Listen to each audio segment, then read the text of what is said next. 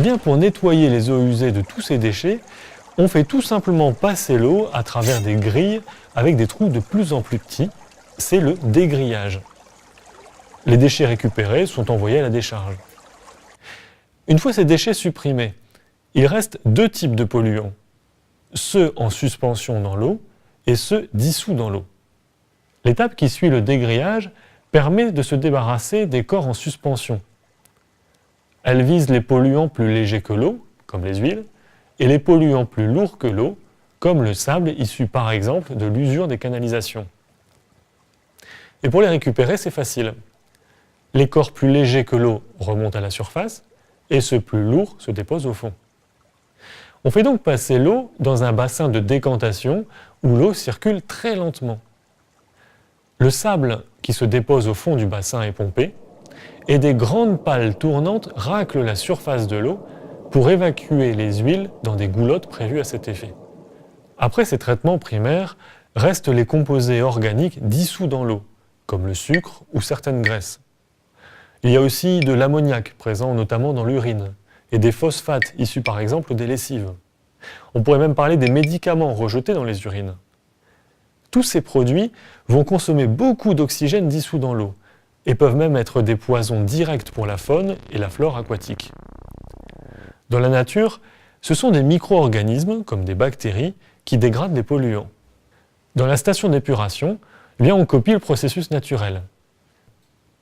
Il y a deux solutions. Soit on reproduit exactement le processus naturel en l'optimisant, c'est le lagunage naturel, soit on le copie en l'amplifiant et en l'accélérant, c'est la méthode des boues activées. Et cette méthode des boues activées est la plus courante en France. L'eau passe en fait dans un bassin de décantation possédant une très forte concentration de bactéries qui se nourrissent des polluants. On injecte aussi beaucoup d'air dans ce bassin, par exemple sous forme de microbules. En effet, les bactéries consomment beaucoup d'oxygène. Après son séjour dans ce bassin de décantation, l'eau est séparée des bactéries qui se présentent sous forme de boue. Et elle est ensuite suffisamment peu polluée pour être rejetée directement dans la nature. L'alternative, encore peu répandue mais en fort développement, c'est le lagunage naturel. On crée de grands plans d'eau peu profonds, peuplés avec des micro-organismes, des algues et des plantes choisies spécifiquement pour leur action sur la pollution. L'apport en oxygène se fait naturellement grâce au vent et au soleil. Ce dernier est en effet à l'origine des processus de photosynthèse des algues, qui vont transformer le CO2, le gaz carbonique, en oxygène. Le lagunage a cependant un inconvénient. Il faut compter une surface de plan d'eau de 15 mètres carrés par habitant.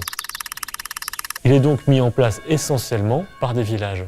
Il existe encore de nombreux autres traitements qui sont appliqués en fonction des caractéristiques des eaux à nettoyer et en particulier des polluants qu'elles contiennent. Et de nouvelles techniques voient régulièrement le jour pour encore améliorer la qualité des eaux rejetées dans la nature.